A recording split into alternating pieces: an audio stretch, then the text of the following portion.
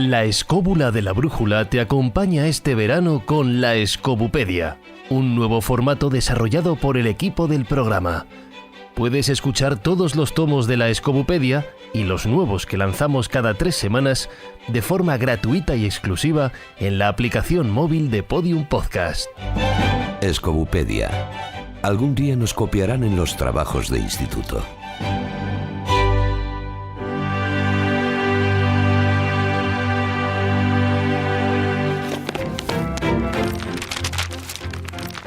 En el tomo de hoy, Grigori Yefimovich Rasputin, nacido en Pokrovskoye el 21 de enero de 1869 y fallecido en Petrogrado el 30 de diciembre de 1916, fue un místico ruso con una gran influencia en los últimos días de la dinastía Romanov. Rasputin es la transcripción al español procedente de la francesa, aunque más acorde con la pronunciación en ruso es la forma Rasputin. damos la palabra a David Sentinella. Bien, después de esto, como podéis ver, se ha hablado mucho sobre la figura de Grigori Rasputin, sobre su incuestionable influencia en la historia a principios del siglo XX, es decir, por una parte si era monje o no, que si era realmente un místico que sedujo a los zares, a Nicolás II y a la zarina Alejandra, y que además tenía, bueno, pues a toda la aristocracia femenina en el bolsillo, ¿no? También se ha hablado de sus borracheras, por supuesto de su potencia sexual, de sus capacidades de sanación, sobre todo, como apuntaba, pues sobre lo que es el zarevich Alexei o Alejo, ¿no?, en castellano, ese heredero del trono ruso que parecía hemofilia. Y también, como no, bueno, pues de todo el poder que tuvo y de su muerte, de ese asesinato o de la conspiración que hubo detrás por acabar con su vida y de todas las múltiples predicciones y profecías que dejó. Muchas de las cosas que se han dicho de él son falsas o cuanto menos son imprecisas, por lo que vamos a tratar de poner algunos puntos sobre las íes. Rasputin efectivamente nace en enero de 1869, allí hay una pequeña diferencia de fechas, de días, dependiendo de si es el calendario juliano o el gregoriano, ahí en Siberia Occidental. Su juventud, bueno, pues pasa sin más, lo que puede ser entre constantes borracheras, algo bastante habitual entre los campesinos siberianos, juergas, diversión, frecuentes peleas a puñetazos, etc. Bueno, sin embargo, Grigori, él parece ser que no es como los demás. Él mismo en sus escritos a menudo decía que él se refugiaba en la bebida porque en su cabeza había cosas para las cuales no encontraba una respuesta. Él se casa con Praskovia Fyodorovna, tiene 5 hijos, de los que solo sobreviven 3, y a la edad de 28 años, y tras una de esas muchas peleas a las que he mencionado, en la que una de ellas le dan una paliza por lo visto, él tiene un cambio de actitud en la vida y tiene como una especie de despertar espiritual que le lleva, bueno, pues a visitar diferentes lugares sagrados, ¿no? En esa metamorfosis que cada vez va más, él va tomando esa vida errante de peregrino por los caminos, yendo a monasterios, adorando iconos sagrados, reliquias de santos, etc. También en ese momento tiene lugar diferentes experiencias visionarias con la presencia incluso, por ejemplo, de Cristo, de la Virgen, o, como él dice, de Satán, también que lo ve en una forma de un mendigo, con la que cuando él está caminando por los caminos, pues él discute de una manera muy abierta, ¿no? Y en esos momentos también es cuando él obra sus primeras curaciones y tiene esas primeras visiones de las que luego hablaremos del futuro. Pero, paralelamente a esa vía, digamos, oficial o ortodoxa, y nunca mejor dicho, él aprende esa otra religión, esa otra iglesia del pueblo que está constituida por un pasado pagano que va paralela a la iglesia ortodoxa oficial que subsiste en esa zona de Siberia, en la que hay curanderos, ancianos hechiceros, que conservan esa sabiduría ancestral de los remedios secretos, de los sortilegios, etcétera, ¿no?, de todas esas costumbres ancestrales. Y así fue como él conoce una de las muchas sectas que coexistían en aquella época con la Iglesia ortodoxa y que a él le dejan una huella imborrable, que es la secta de los Klisti, los flageladores, ¿no? Bueno, de la que también hablaremos luego. Todo esto es una parte muy importante para entender lo que sucede después. Él en 1903 él llega a Petersburgo con una carta de presentación de una archimandrita. El don, su presencia, ¿no? Pues algo así entre profeta y místico, sorprende al obispo, quien lo presenta a las más altas e influyentes personalidades de la sociedad. Sin embargo, él ahí todavía no va a conocer a los zares, va a pasar un par de años, ¿no?, para que sus actitudes lleguen a los oídos de los zares. En esos momentos, los zares viven realmente unos momentos convulsos, ¿no?, de preocupaciones hacia el futuro. Ellos están convencidos de que la familia Romanov tiene un estigma trágico. Nicolás, el zar, se lo toma más resignado, pero Alejandra Fyodorovna, la zarina, se rebela contra ese, digamos, supuesto destino fatal que tiene la familia, y lo que hace es rodearse de hombres santos, como si fueran talismanes, ¿no?, y convierte de hecho el palacio pues en un lugar de iconos, de reliquias, ¿no?, esperando esa protección divina. Y no solo eso, sino también al hijo varón que tanto desean, porque hasta ahora lo que tienen son hijas. Y ya finalmente el 30 de julio de 1904 los zares tienen a su primer hijo varón, Alexis, o Alejo como antes decían, ¿no?, el heredero del trono. Pero por desgracia también hereda una enfermedad, la hemofilia.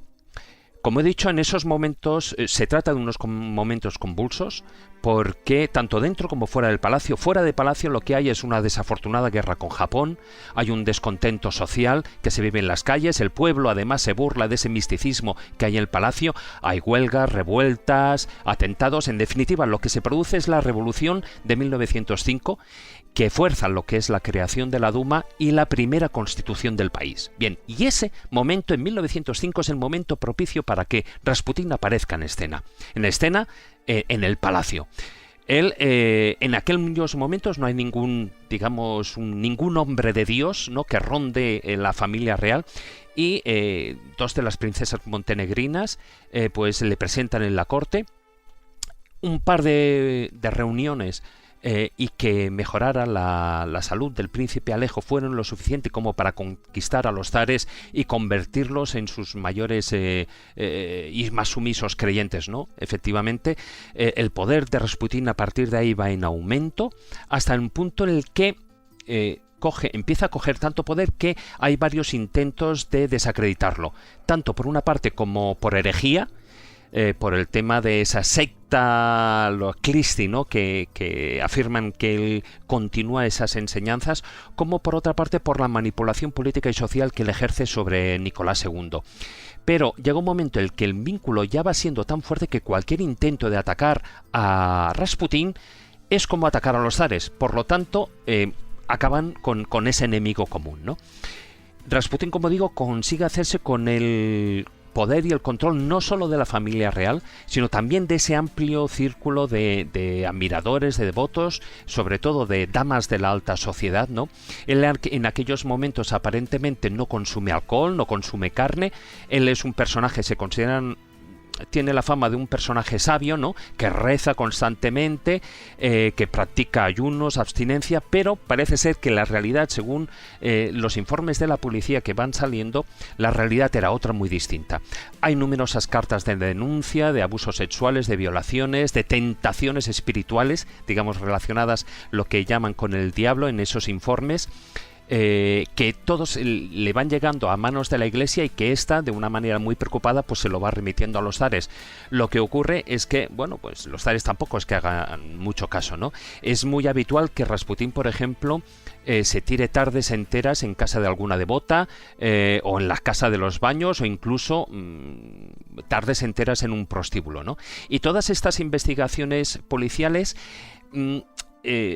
en definitiva tampoco pueden obtener las pruebas suficientes como para demostrar realmente que él está teniendo sexo, etcétera, etcétera. Llegados a este punto, sí que cabe decir que no puede comprenderse la figura de Rasputín si no nos adentramos un poco en esa secta a la que pertenece, a la que decía antes, los Clisti. Es una especie de escisión herética de la Iglesia ortodoxa, una mezcla entre paganismo y cristianismo, ¿no?, que digamos, intercala momentos de degeneración y pecado. Es decir, para esta doctrina, a través del pecado es la única manera de llegar a Dios. Una vez que se consume el pecado, es cuando llega el arrepentimiento y con él entonces, bueno, pues el perdón del cielo y bueno, y la purificación, ¿no? Entonces, para él es necesario pecar para redimirse. Y Rasputín lo que hace, se crea con esa idea de la secta, pues lo que hace es crearse una especie de doctrina personal, ¿no? Que va mezclando y se la va haciendo a medida suya. Llega un momento ya en 1912 en el que cuando su santidad está al límite de la duda, hay un momento, es un hecho muy famoso, tampoco voy a andar mucho en él, en el que el príncipe Alejo, tiene una caída, tiene fuertes dolores porque le produce hemorragias internas y por la hemofilia no se le cierran. Entonces tiene una hinchazón, ¿no? Una infección, y los zares, muy preocupados, le envían un telegrama a Rasputín suplicándole las oraciones, ¿no? Y Rasputín contesta diciéndoles, con otro telegrama, diciéndoles: Dios ha visto vuestras lágrimas y ha escuchado vuestras plegarias, vuestro hijo vivirá.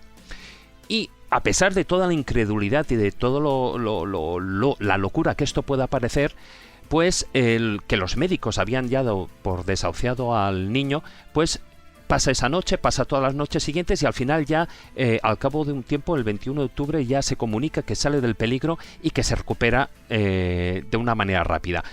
Ahí están las cosas, las dudas, ¿no? Si se trata de magia, si se trata de sugestión. Lo que sí está claro es que ya a partir de ahí casi nadie cuestiona sus poderes, y aún menos los zares. Y a partir de 1914 hay un punto de inflexión.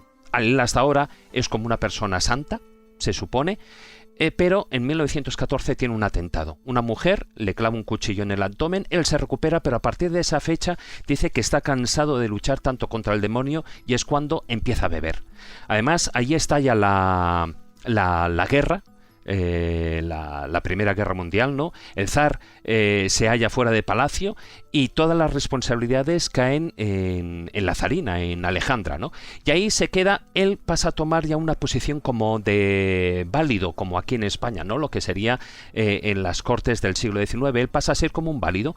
El Rasputín adquiere las responsabilidades, mayor repercusión política, de poder político, además va haciéndose de oro por comisiones y sobornos indirectos, y entonces lo que le dice a la emperatriz es lo que ella quiere oír, y él, bueno, pues lo va transmitiendo de una manera como con profecías, etcétera, etcétera, ¿no? ¿Qué ocurre? Pues que en esa situación de máximo poder, donde ya las orgías borracheras parece que son mayores, ya las conspiraciones se multiplican. Hay varios intentos de asesinato que fracasan, pero ya lo que tienen claro, sobre todo la aristocracia y gran parte del pueblo, es que lo que hay que es eliminarlo. Y a partir de ahí es donde, pues se crea toda esa conspiración, donde hay varios nombres principales. Uno de ellos el Félix Yusupov, el príncipe, su mujer Irina, que es posiblemente la excusa, la causa para que Rasputín acudiera a ese palacio, el gran duque Dmitri, y luego también hay, pues se dice que incluso los servicios secretos británicos están al tanto de todo esto. Sobre la muerte real de lo que sucedió a Rasputín hay muchas teorías. Posiblemente la más válida sea que Yusupov, el príncipe, pues intenta envenenarlo. Él no tome con unos pasteles, él no come los pasteles porque realmente él no come ni carne ni dulces, y llega un momento en el que le da un tiro en el abdomen, lo da por muerto, él se va y cuando vuelve resulta que Rasputín todavía está vivo. Se escapa, y ahí es donde Dmitri, el gran duque Dmitri, que él ha estado años en el ejército, le dispara tanto en la espalda como en la cabeza mientras huye. A partir de ahí, pues se supone que está muerto. Junto con otros, hay toda una teorías, que ya son amplias de desarrollar, ¿no? De si la policía se entera, no se entera. La cuestión es que lo meten en un coche y lo tiran en el río Neva. Y a partir de ahí, ya aparecen 2 días después, con signos de haber intentado escaparse de las ataduras. Es decir, ni el tiro en el abdomen había funcionado, ni el tiro en la espalda, ni el tiro en la cabeza. Sencillamente fueron las aguas heladas del río o por ahogamiento que falleció. Yo ahí lo dejo y a partir de ahí vamos a abrir la tajada.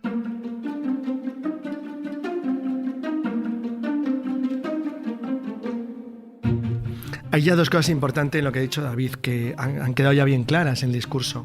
Uno, que era una persona con una personalidad extremadamente llamativa, es decir, no era alguien normal, eso es evidente, si no alguien así no tiene tanto éxito ni tiene tanta influencia en una corte como la de los zares, que vivía en la absoluta Edad Media, es decir, que era una gente totalmente alejada del pueblo y que estaban viviendo en un mundo totalmente separado, pero unió a esa personalidad tan enigmática y llamativa que, bueno, has citado en parte, pero era un tipo realmente interesante y raro. Es decir, es curioso porque uno de los problemas que tenemos con Rasputín es que le vemos por las imágenes que han llegado a nosotros. Es decir, que sale una especie de monje con una barba rala muy larga y dice, bueno, qué tío más friki, más extraño.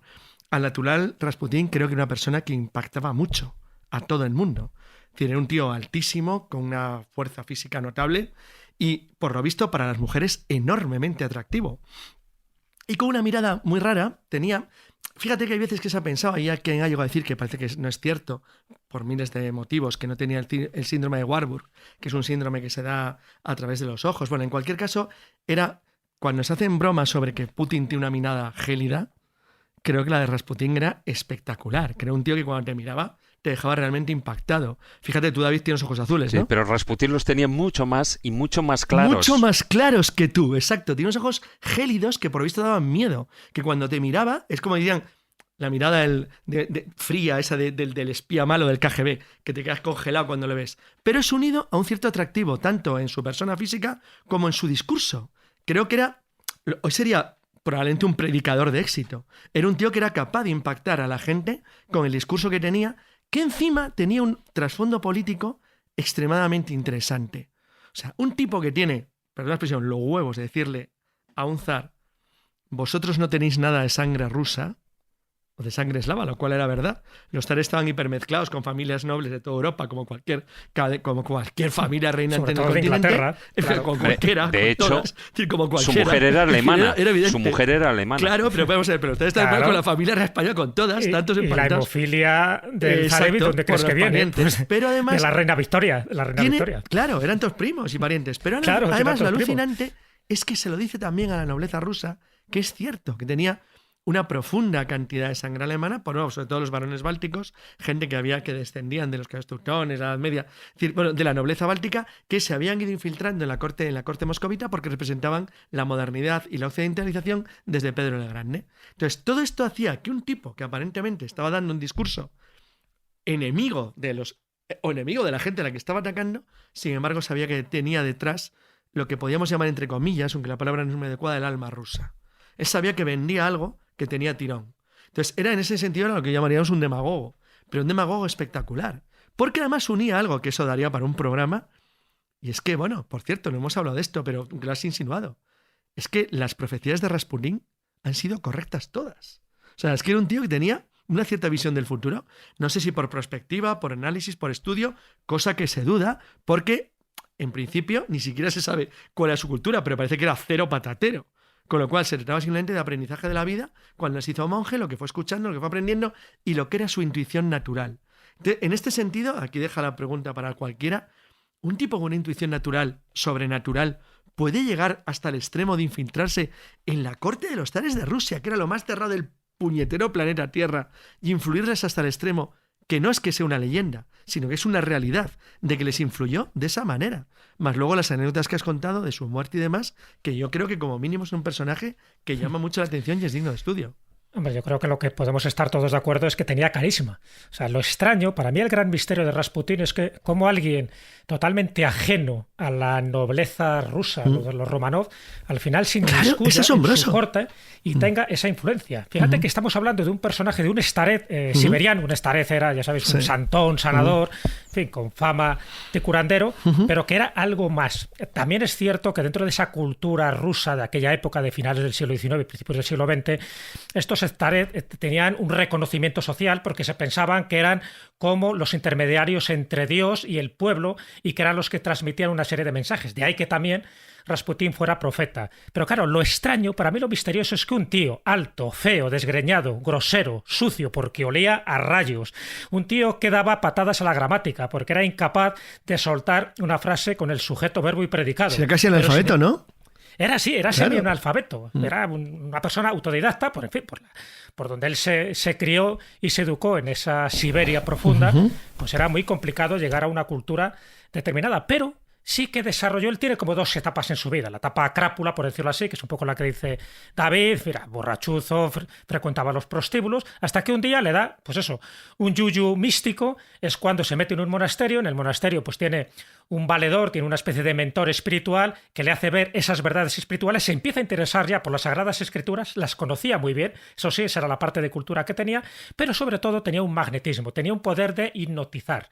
Y cuando se entera de la enfermedad que tiene el Zarevis, a través de este intermediario, claro, él no entra directamente, ¿no?, sino a través de amigos comunes, donde él ejerce esa influencia no es por sus dotes de místico, no es por sus dotes de profecía, sino porque él dice que puede curar al Zarevich, porque puede curar a Alexei. Y el que puede curarle, ya evidentemente ya tienes las puertas abiertas, porque claro, la hemofilia, una enfermedad totalmente extraña en aquella época. No se entendía muy bien por qué siempre estaba sangrando, por qué no se le podía curar y por qué era una especie de enfermedad casi maldita, ¿no? Por qué la tenían los hijos y no la tenían las hijas, por ejemplo. Y él dice que lo puede curar. Y lo puede curar, y es verdad, y le cura. Le cura por lo menos momentáneamente. Le cura a través de la hipnosis, le cura a través de la imposición de manos y le cura a través de las oraciones.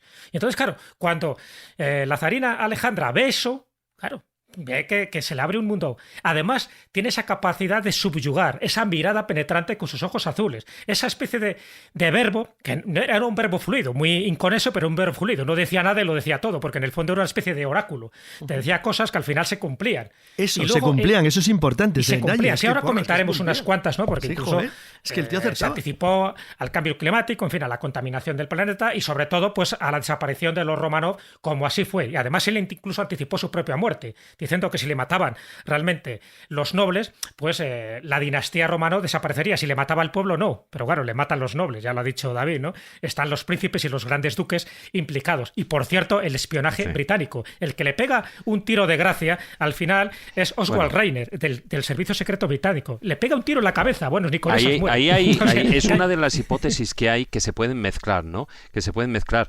Porque sí es cierto que afirman, pues eso, que como decías, Oswald Reiner, que en aquellos momentos está allí y lo que tenían el mandato o el miedo, cuanto menos el Imperio Británico tenía miedo de que Rasputín consiguiera que Rusia saliera de la guerra. Y si salía de la guerra, entonces Alemania ganaba. Alemania ganaba. Y es lo que pasó. Y es lo claro, que pasó. era lo que semía. A Alemania le venía muy bien que saliera, porque tenía dividido el frente oriental Alemania y occidental. paga Lenin, claro, pero eso sí, pero de todas maneras, o sea, es que directamente lo que era ya el pueblo estaba tan harto de la figura de poder que estaba ejerciendo Rasputín, estaba tan harto, sobre todo la aristocracia. Pero estaba harto de los zares, pero incluso la propia aristocracia estaban hartos de esa situación, porque no entendían cómo, por ejemplo, podían hacer más caso a un monje, un supuesto monje, porque no era monje como tal, pero que a un gran duque o a otros príncipes o incluso lo que era.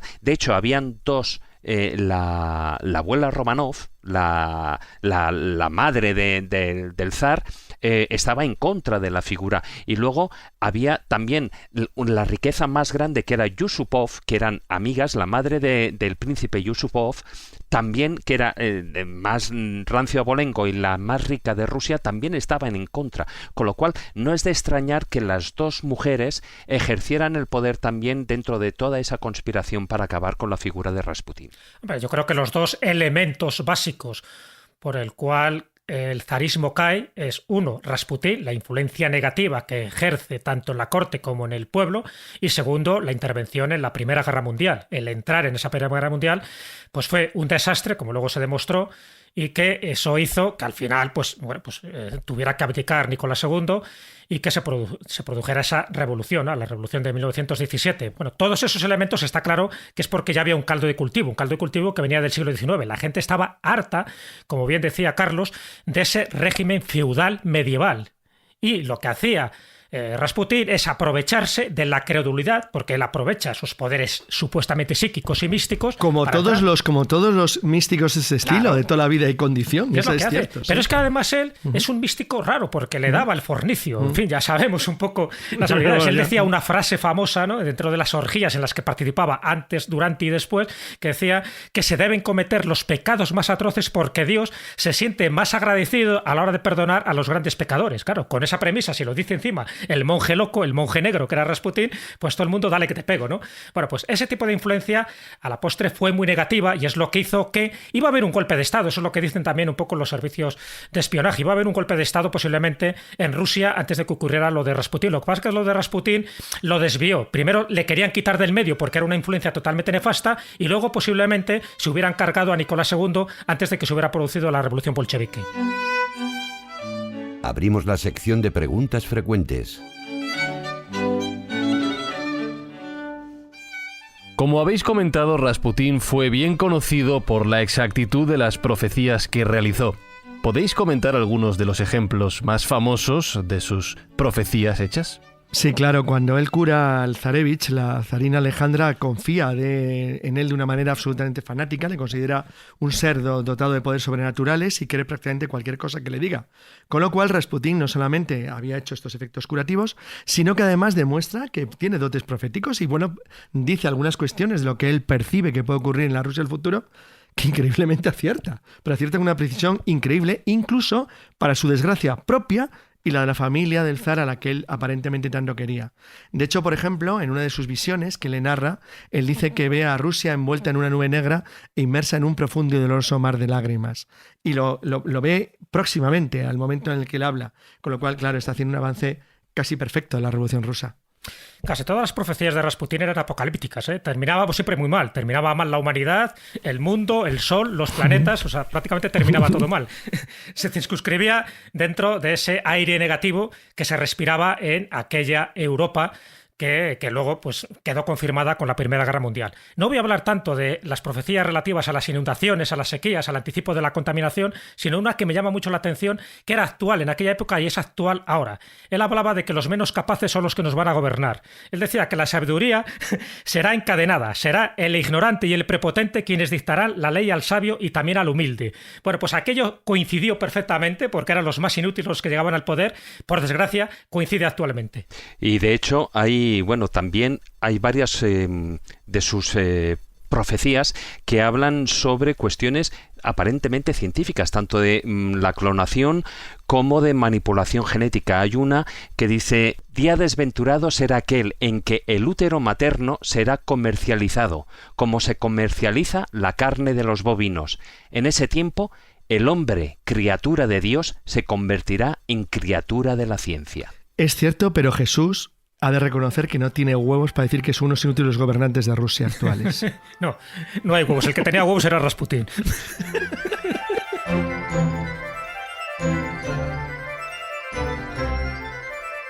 Hablando de talentos y gónadas, se comenta que una de las grandes fortalezas de Rasputín se ocultaba en su entrepierna.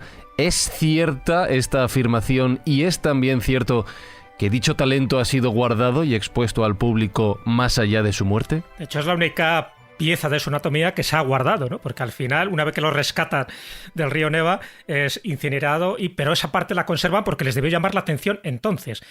El miembro viril de Rasputín se puede ver en un museo erótico de San Petersburgo y, flácido como está, porque está metido en formol, mide 28,5 centímetros. Así que en erección me da miedo pensarlo. Pero no solo el pene de Rasputín fue famoso y venerado inclusive, sino que cuando fue encontrado muerto en el río Neva, cuando lo sacaron y se dieron cuenta de quién se trataba realmente, en el momento en el que se llevaron el cuerpo, cientos de personas que estaban ahí en el lugar, que estaban presenciando el hallazgo del cuerpo, se tiraron al agua para recoger muestras del agua donde el cuerpo inerte de Rasputín había permanecido. Y todo esto solo podía indicar una cosa. Primero, la figura sagrada que tenía, ese aura sagrada que tenía Rasputín. Incluso algunos que le decían como que era siervo del anticristo, ¿no? Un cadáver diabólico con una increíble fuerza y que se había convertido ya en un mito para la posteridad. En el próximo tomo conoceremos qué son y qué importancia tienen los talayots. Gracias por consultar la Escobupedia.